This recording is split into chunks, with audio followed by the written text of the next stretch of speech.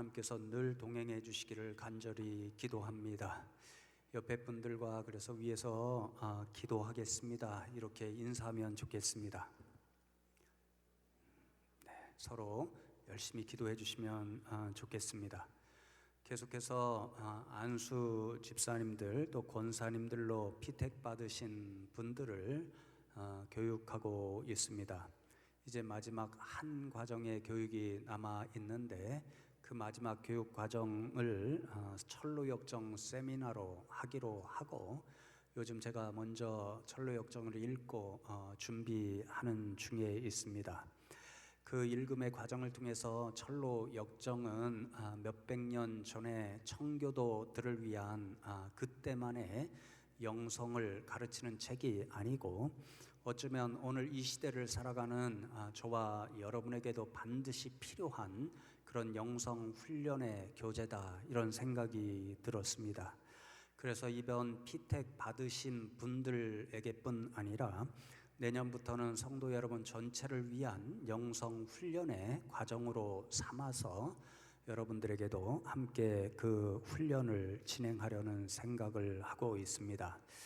철로역정에 등장하는 주인공의 이름을 좀 보면은 크리스천이다, 이렇게 정했는데요.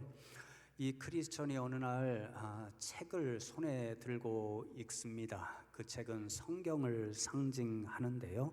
그 책을 읽고 인간에게는 최후의 일이 닥쳐올 터인데, 그 최후의 일에 닥치게 되면 인간에게는 두 가지 중에 하나의 길이 주어진다라는 것을 발견하게 됩니다. 한 길은 영원한 멸망의 길이고 다른 한 길은 영원한 생명의 길이지요. 그런데 그 성경 말씀을 읽고 그런 두 세계가 있다라는 것을 발견한 이 크리스천이 자신의 현재의 모습을 돌아보니까 무거운 죄의 짐을 지고 곧 멸망이 닥쳐올 멸망의 도시라는 곳에서 살고 있는 자신의 모습을 발견하게 되었습니다. 이 사실을 깨달은 크리스천은 주저앉아서 도대체 어떻게 해야 되지? 내가 무엇을 해야 되지? 그런 생각에, 그런 두려움에 사로잡혀서 어찌할 바를 모르고 있었습니다. 바로 그 순간에 이제 크리스천을 돕는 한 사람이 나타나는데요. 존 버녀는 그 사람의 이름을 전도자다, 이렇게 칭했습니다.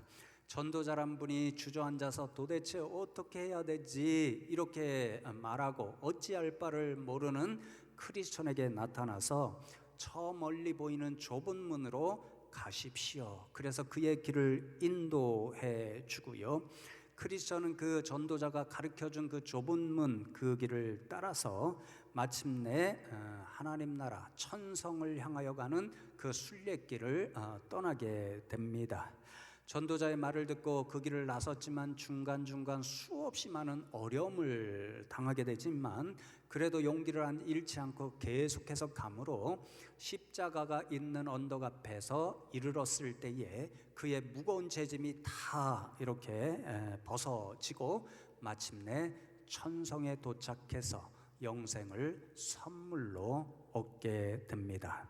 저는 이 철로역정을 읽어가면서 전도자가 참으로 은혜로운 사람이다라는 생각을 하게 되었습니다.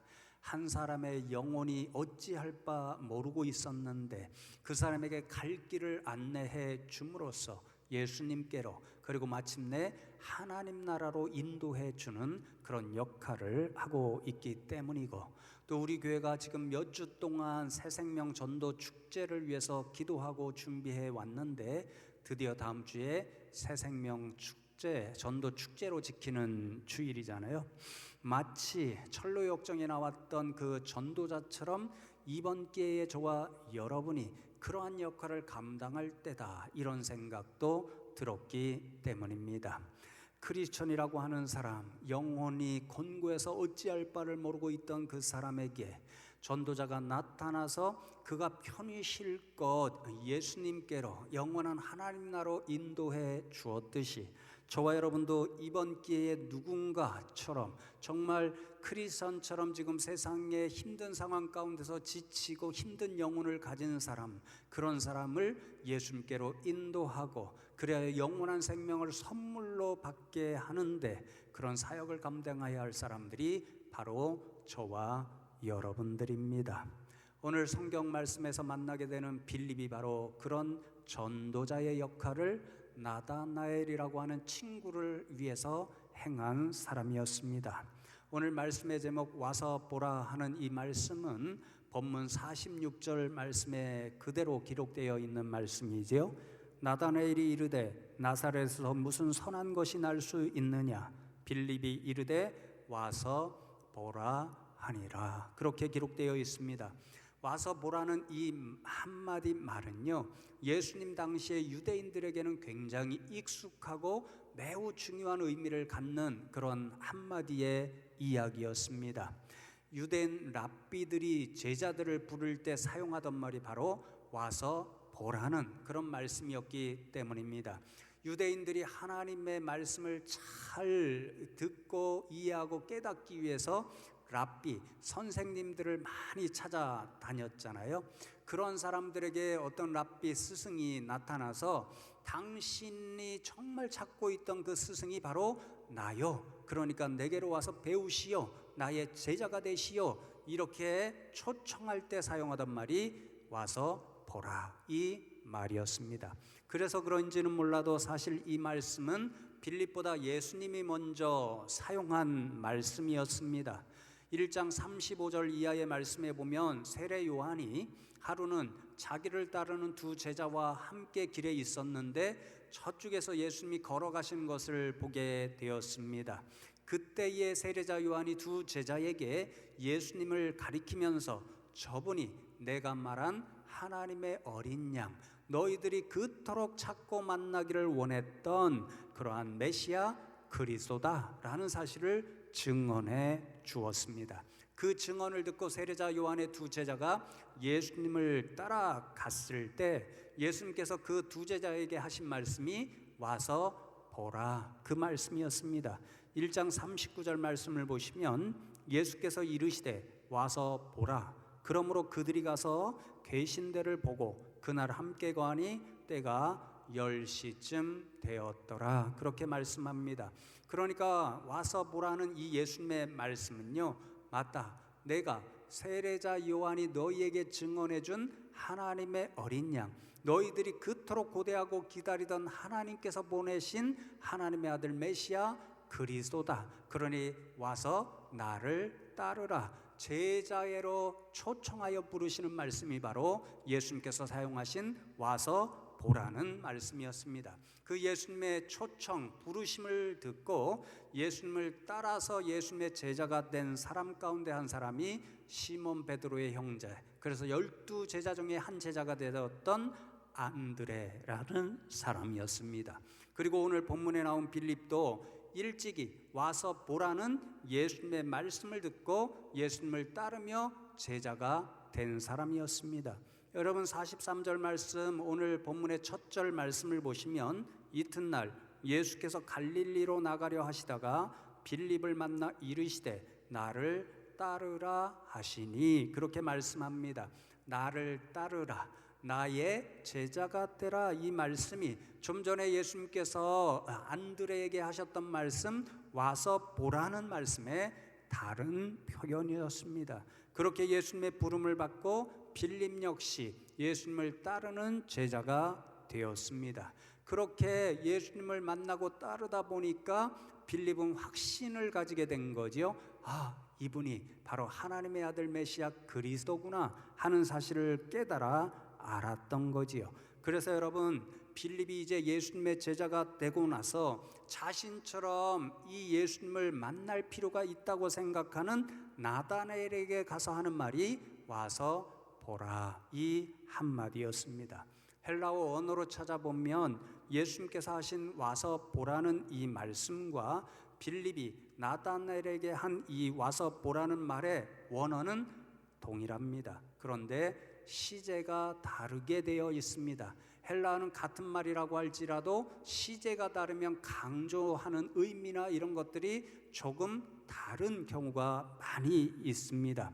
예수님께서 와서 보라 하신 말씀은 내가 너희들이 찾고 만나기를 원했던 메시아 그리스도니까 나를 따르는 제자가 되라, 그런 부르심과 초청의 의미를 가진 말씀이었잖아요. 빌립이 와서 보라고 나다나엘에게 한 말은요, 나다나엘이 이제 예수님을 만나게 하려니까 나사렛 사람이라고 하니까 무슨 나사렛에서 선한 그런 일이 나겠느냐, 우리가 알고 있지 않느냐, 메시아 그리스도는 베들레헴에서 나지 않느냐, 그렇게 이야기했을 때 와서 보라 이 말은요, 아니다, 내가 만나니 보니까 그 예수님이 우리가 그토록 기다리던 하나님의 아들 메시아 그리스도다, 그러니까 함께 가서 확인해 보자, 예수님이 그분이니까 나와 함께 예수님께로 가자 하는 초청의 뜻을 넘어서는 인도와 소개의 뜻을 가진 그런 한마디 말씀이었습니다. 그래서 여러분 45절 말씀을 보면요, 빌립이 나다나엘에게 와서 보라 이 마디를 전하면서 그에게 하고 싶은 이야기가 이렇게 적혀 있습니다. 빌립이 나다나엘을 찾아 이르되 모세가 율법에 기록하였고 여러 선지자가 기록한 그 일을 우리가 만났으니 요셉의 아들 나사렛 예수니라, 그렇게 말씀합니다. 나다나엘을 찾은 빌립이 전한 한마디가 모세가 율법에 기록하였고 여러 선지자가 기록한 그 일을 만났다, 그 말씀이었지요. 구약 성경에서 모세가 그리고 여러 선지자가 예언한 하나님께서 보내시겠다고 한 하나님의 아들 메시아 그리스도를 자신이 만났다, 그 이야기였습니다. 여러분 그분이 누구인가? 바로 나사렛에서 나신 요셉의 아들 예수였다는 말이지요.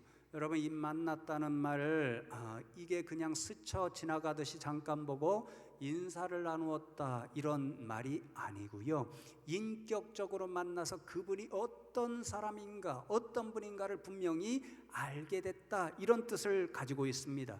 더욱이 이 말의 원어를 찾으면 휴리스코라는 말이 되어 있는데요, 찾는다는 한 가지 뜻과 만난다는 또 한 가지 뜻, 두 가지 뜻이 있는데 굉장히 밀접히 연결되어 있습니다. 무슨 말씀이냐면요, 예수님 당시의 모든 유대인들은 하나님께서 구약시대에 예언하신 하나님의 아들 메시아 그리스도를 그토록 간절히 기다리고 있었습니다. 그래서 어느 때 그분이 오실까, 지금 오셨다면 어떤 분이 그분이실까, 그러기 간절히 만나고 싶어서 늘 찾는 마음을 가지고 살아가고 있었습니다. 그런데 조금 전에 시몬 베드로의 형제 안드레가 예수 그리스도 그 하나님의 아들을 만나기를 간절히 기다리고 있었는데 예수님께서 와서 보라 하는 그 초청의 한마디를 듣고 예수님을 만나게 되었을 때, 이분이 우리에게 약속하신 그분, 구약의 모든 선지자와 예언자들을 통해서 우리에게 보내주시겠다고 약속하신 하나님의 아들 메시아 그리스도로구나, 그 사실을 확신하게 되었습니다. 그래서 여러분 41절 말씀을 보시면 그가 먼저 자기의 형제 시몬을 찾아 말하되 우리가 메시아를 만났다, 이렇게 말씀합니다. 우리가 만나고 싶어서 간절히 찾고 기다리던 그분을 내가 드디어 만났다, 그러니까 나와 더불어 그분에게 가자, 그렇게 안드레가 초청함으로 베드로 역시 예수님을 만나고 예수님의 제자가 되었습니다. 여러분 빌립에 와서 보라는 한마디도 그 역할을 감당하는 일이었습니다. 빌립 역시 하나님께서 보내신다고 한 메시아 그리스도를 너무도 만나고 싶어서 늘 찾고 또 찾는 그런 인생이었습니다. 그런데 예수님께서 자신을 만나고 나를 따르라 하셨을 때 그분의 뒤를 따라갔고, 예수님이 자신이 그토록 만나고 싶어서 찾고 또 찾고 기다리던 메시아 그리스도라는 사실을 확신하게 되었던 거지요. 그래서 자신의 친구 나다나엘이 생각났습니다. 자신처럼 하나님의 아들 메시아 그리스도를 간절히 만나고 싶어서 찾고 또 찾고 있던 나다나엘에게 가서 와서 보라, 그렇게 말한 거지요. 그러니 여러분 이 한마디는요, 내가 드디어 우리가 그토록 찾고 만나고 싶었던 하나님의 아들 메시아 그리스도를 만났어. 그분은 바로 요셉의 아들 예수님이야. 그러니까 나랑 같이 가서 그분을 만나자. 이러한 소개와 인도의 한마디 말씀이었지요. 사랑하는 성도 여러분, 그렇습니다. 전도하는 일은 무엇이냐면요, 예수님을 소개하고 예수님께로 인도하는 일입니다. 그런데 어떤 예수님을 소개하고 어떤 예수님께로 인도할 수 있겠습니까? 바로 빌립이 그랬고 안드레가 그랬던 것처럼 저와 여러분 각자가 만난 예수님을 소개하고 그 예수님께로 인도하는 일, 그것이 바로 전도의 일이고, 바로 그럴 때 전도의 힘이 날 수 있습니다. 제가 올 봄과 작년 가을인가 가자율 중앙교회 목사님으로부터 전화를 받았습니다. 특별 새벽 기도회를 하는데 한날 와서 설교를 좀 해주면 좋겠다, 그렇게 부탁 말씀을 주셨습니다. 제가 선배님보다 또 비교해보면 부족함이 많은 목사입니다. 이렇게 해서 사양의 뜻을 이야기 드리니까 그 목사님께서 말씀하시는 말씀이요, 어려울 거 할 것 없어. 김 목사가 만난 예수님 이야기를 간증하듯이 와서 설교하면 돼. 그렇게 말씀하시더라고요. 알아보니까 한 주 동안 특별 새벽 기도회 그 주제가요, 내가 만난 예수님 혹은 내가 만난 하나님이었고요. 주변에 가까이 지내는 목사님들을 한 분씩 새벽마다 초청해서 일주일 동안 6분의 목사님이 각자 자신이 만난 다른 모습의 예수님, 다른 모습의 하나님을 소개하는 그런 일이었습니다. 그래서 제가 덜 부담을 가지고 가서 말씀을 전하고 왔는데요, 얼마 지나지 않고 목사님께서 다시 전화를 주셔서 전해주시는 말씀이요, 새벽마다 다른 목사님들이 오셔서 자신이 각자 만난 다른 모습의 예수님, 하나님을 전하는 그 일을 듣고서요, 교인들이 굉장히 크게 은혜를 받았다, 그렇게 말씀해 주셨습니다. 왜 그럴까요? 서로 다른 모습의 예수님과 하나님을 만났는데요, 자기가 만났으니까 가장 확신이 있고 가장 능력 있고 가장 힘 있게 그 사실을 전할 수 있으니까 성도들이 다 그 이야기를 듣고 간증을 통해서 은혜를 받고 그리하여 성령 충만한 한 주를 보낼 수가 있었다, 그런 이야기를 들었습니다. 여러분, 제가 요즘 조금 걱정이 있습니다. 제 어머니께서 당뇨가 좀 있으신데요, 저를 보시면서 요즘 걱정이 되셨는지 제가 요즘 10년 전보다는 완전히 다른 모습으로 이렇게 변해 있잖아요. 그러니까 저를 보시고 김 목사 뱃살 좀 빼, 나처럼 당뇨 걸리면 고생해, 이렇게 말씀하시는 겁니다. 그래서 어머니의 말씀도 있고 저도 좀 살 좀 빼자, 이런 결단이 있어서 어떻게 하면 살을 뺄까, 그런 생각을 하고 있었습니다. 그런데 어느 날 우연히 식사를 하다가 TV를 보고 있는데요, 어떤 분이 나오셔서 카카오 닙스를 먹으면 살이 빠지더라, 체지방을 분해하는 효과가 있더라, 그런 이야기를 해주셔서요, 제가 혹해서 당장 카카오 닙스를 샀지요. 열심히 씹어 먹기도 하고 물에 넣어서 불려서 물을 마시기도 하고 몇 달을 꾸준히 했는데 효과가 없습니다. 이런 실망하고 있는데요, 어느 날은 어떤 분이 제가 좀 뱃살을 빼야 되겠는데 이렇게 이야기하니까요, 나는 레몬밤을 먹었는데 효과를 봤어, 그렇게 이야기하시더라고요. 제가 그 순간에 레몬밤이구나. 그래서 레몬밤을 또 샀습니다. 몇 달을 또 물에 타서 열심히 마셨지요. 이번에도 효과가 없습니다. 이런 실망하고 있는데 어느 날 또 인터넷 뉴스를 우연히 보는데요, 어떤 분이 논이가 좋더라, 항염 자궁이 있어서 염증을 이렇게 분해하고 그러면 살이 빠지더라, 이런 뉴스를 보고 논이구나, 그래, 논이 사서 또 몇 달을 먹어보았습니다. 아무런 효과가 없습니다. 그래서 제가 무슨 생각을 했냐면요, 누가 나와서 아무리 좋다고 해도 다시는 안 산다, 그런 생각을 했습니다. 그런데 몇 달 전에 또 우연히 식사를 하는데요, TV에서 어떤 분이 나와서 새싹보리랍니다. 새싹보리를 먹었는데 그렇게 살이 잘 빠진다고 이야기를 하더라고요. 안 산다 그렇게 마음먹었던 것이 그 순간 녹아내려서요, 또 새싹보리를 샀습니다. 열심히 먹었는데요, 효과가 없어서 아직도 남아 있습니다. 가끔 집사람에게 혼이 납니다. 저렇게 사놓고 먹지 않는다고 혼이 납니다. 여러분, 그런데 왜 제가 이렇게 또 넘어가고 하는 것일까요? 그것을 먹고 효과 보신 분이 있다. 나는 이것 먹고 다른 것은 다 안 됐는데 진짜 효과 있더라. 그러니까 이렇게 뱃살이 쭉 빠졌더라. 60kg였는데 지금 45kg다. 이렇게 이야기하는 거 보니까요, 자신이 경험하고 확실한 효과를 봤다, 그런 이야기를 들으니까 그러면 나도 효과를 보겠지, 이런 생각을 갖고 또 사고 또 사는 거지요. 여러분, 저는 그 모습을 보면서 이게 전도의 원리와 유사하다, 이런 생각을 하게 되었습니다. 전도의 능력이, 강한 메시지가 어디서 올 수 있는가?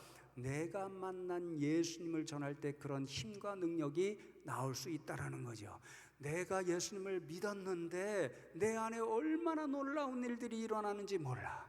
내가 예수님을 믿었는데 내 안에 얼마나 은혜로운 일이 일어나는지 몰라. 나는 예수님을 믿고 그 이전에 나로부터 전혀 다른 모습으로 변했어. 얼마나 하루하루가 기쁘고 행복한지 몰라. 그렇게 확신 있게 전하잖아요. 그러면 듣는 사람들이 예수님에 대하여 매력을 느낄 수밖에 없는 거죠. 나도 저분이 만난 예수님을 좀 만나면 안 될까? 저분이 믿는 예수님을 나도 좀 믿으면 저 사람처럼 정말 저렇게 기쁘고 행복한 삶을 살아갈 수 있지 않을까? 이런 생각을 갖고 예수님에 대하여 마음이 열리는 거지요. 바라기는 이번 기회에 저와 여러분이 정말 믿는 그 예수님, 나는 이 예수님을 만났고 내 삶이 변했기 때문에 지금도 그 예수님이 살아계시고 나의 구주가 되신다는 그 사실을 누구에게인가는 전할 수 있는 기회가 있으면 좋겠습니다. 여러분, 이 예수님을 소개하고 예수님께로 인도하면 어떤 일이 일어날까요? 오늘 본문에 이어지는 49절과 50절 말씀에 보면 빌립에 와서 보라는 그런 예수님을 소개하고 인도하였을 때, 그리고 빌립 때문에 예수님을 만난 나다나엘에게 변화된 모습이 이렇게 기록되어 있습니다. 나다나엘이 대답하되 랍비여, 당신은 하나님의 아들이시요 당신은 이스라엘의 임금이로소이다. 예수께서 대답하여 이르시되 내가 너를 무화과나무 아래에서 보았다 함으로 믿느냐? 이보다 더 큰 일을 보리라. 그렇게 말씀합니다. 빌립의 소개로 예수님을 만난 나다나엘에게 믿음의 역사가 일어나기 시작했습니다.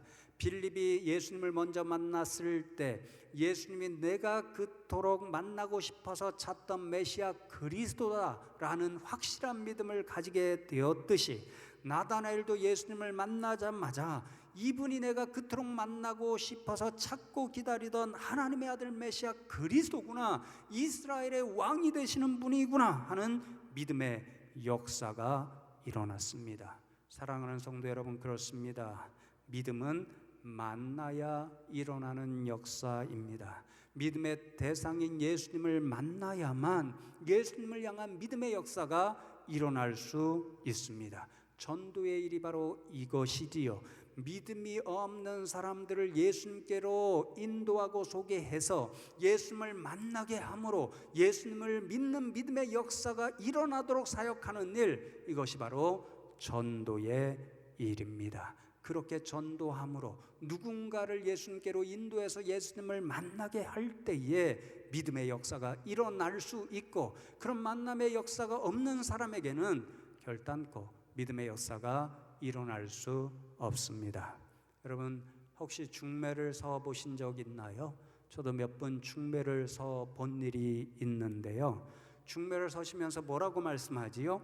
좋은 사람이 있으니까 한 번만 꼭 만나봐, 이렇게 이야기하시지요. 결혼 정년기가 지난 자녀가 있어서 너무 답답한 부모님들이 아마 이 자리에도 계십니다.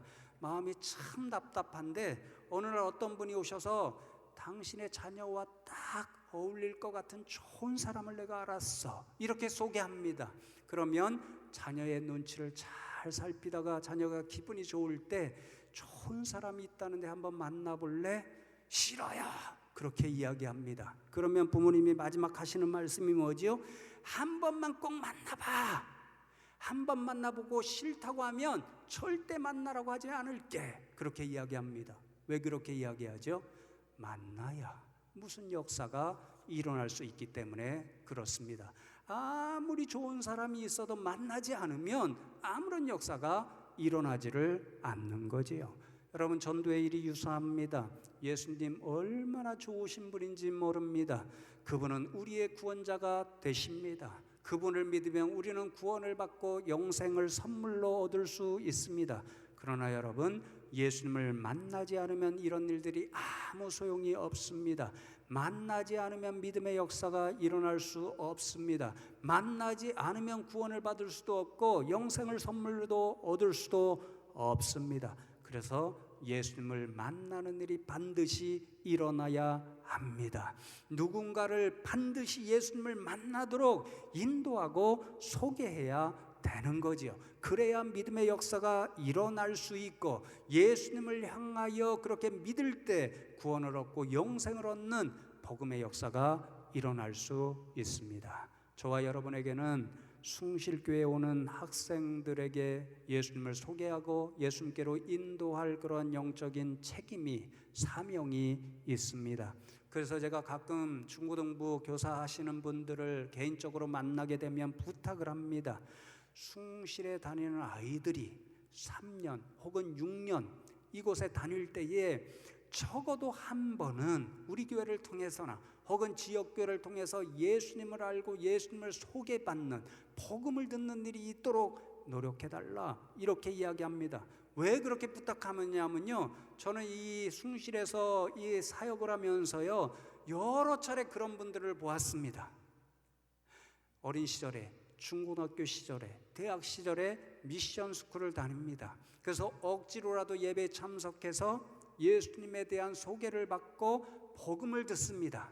그리고는 학교를 졸업하고는 10년, 20년, 30년 예수님을 잊은 채로 살았습니다. 그런데 어떤 계기를 통해서요, 학창시절에 내가 예수님에 대한 이야기를 들었지, 그것을 기억하고 떠올리게 됩니다. 그래서 그 기억이 기회가 돼서요 우리 교회 나오신 분도 있고요, 또 예수님을 만나서 믿음의 역사가 일어나서 어떤 교회를 다니신 분도 생깁니다. 그러니까 여러분, 예수님을 만나는 것이 얼마나 중요한지 모릅니다. 만났다가 10년, 20년, 30년이 지나도 다시 기회가 생기면 다시 예수님을 기억하게 되고 드디어 예수님을 믿는 믿음의 역사가 일어날 수 있기 때문에 그렇습니다. 사랑하는 성도 여러분, 그러니 이번 기회를 여러분이 하나님께 간절히 기도하는 그분이 있지요. 그래서 이름 적어 올린 그분들이 있지요. 그분을 예수님께로 인도하는 저와 여러분 되면 좋겠습니다. 예수님께서 만나 주실 때 그분 가운데 믿음의 역사가 일어날 줄로 믿습니다. 그러면 그분의 인생이 바뀌게 되어 있습니다. 예수님을 만나고 한 분의 인생이 바뀌면 그 가정이 바뀝니다. 그런 가정들, 예수님을 만나 변화된 가정들이 이렇게 교회로 모이면 교회가 아름답게 세워지고 이 시대를 책임질 수 있는 구원의 방주의 역할을 감당할 수 있습니다. 그렇게 건강하게 예수님을 만나 건강하게 세워진 교회들이 이 땅에 가득 차게 되면 이 땅의 모든 어려움이 하나님의 은혜로 해소되고 정말 하나님께서 주시는 샬롬을 누리며 살아가는 민족과 나라가 될 줄로 믿습니다. 그러니 이번 기회에 이런 전도와 믿음의 역사를 이루어 가는데 귀한 도구로 합력하시는 저와 여러분 되시기를 주님의 이름으로 축원합니다. 오늘 말씀 기억하면서 우리의 소망을 담아 하나님 앞에 한 목소리로 잠시 기도하면 좋겠습니다. 하나님, 그렇습니다. 우리들에게 주신 사명이 있는데 하나님, 이번 기회에 저희들에게 믿음을 주시고 용기를 주셔서 우리가 하나님 앞에 기도하고 있는 그 영혼에게 예수님을 소개하고 예수님께로 인도할 수 있는 저희들 되게 하여 주시옵소서. 하나님, 지난 몇 주간 우리가 기도하며 준비했던 이 새생명 전도 축제의 일을 통하여 그래서 하나님께서 천하보다 여기 귀하게 여기시는 한 영혼이라도 더 주께로 인도할 수 있는 저희 교회와 성도님들 되게 하여 주시옵소서. 이 기도의 제목을 들고 하나님 앞에 잠시 합심하여 기도하겠습니다. 하나님 감사합니다. 오늘도 저희들을 불러주시고 말씀을 통해서 우리에게 주신 사명, 와서 보라 하며 그렇게 예수님을 소개하고 인도하는 사명을 깨닫게 하시니 감사합니다. 하나님, 정말 우리에게 이 주신 사명, 우리가 부족하지만 또한 능력도 없고 또 믿음도 부족하고 용기도 없지만 하나님, 이번 기회에 저희들에게 힘도 주시고 믿음도 더해주시고 용기도 더해주셔서 우리가 하나님 앞에 간절히 기도하고 있는 그 영혼을 주께로 인도할 수 있는 기회가 되게 하여 주시옵소서. 그리함으로 이 새생명 전도 축제의 일을 통하여 하나님께서 찾고 계시는 세상에 죽어가는 영혼들을 한 사람이라도 또 주께로 인도할 수 있는 귀한 사역이 되게 하여 주시옵소서. 주여 도와 주시옵소서. 하나님 감사합니다. 오늘도 저희들을 불러주시고 우리에게 주신 영혼을 살리는 사명을 깨닫게 하시니 감사함을 드립니다. 하나님, 이 말씀을 기억하게 하시고 저희들에게 믿음과 용기를 더하여 주셔서 이번 새생명 전도 축제를 통하여서 하나님께서 찾고 또 찾으시는 천하보다도 귀한 영혼을 하나라도 더 주께로 인도할 수 있는 복된 사역이 되게 하여 주시옵소서. 감사하고 예수 그리스도의 이름으로 기도하옵나이다. 아멘.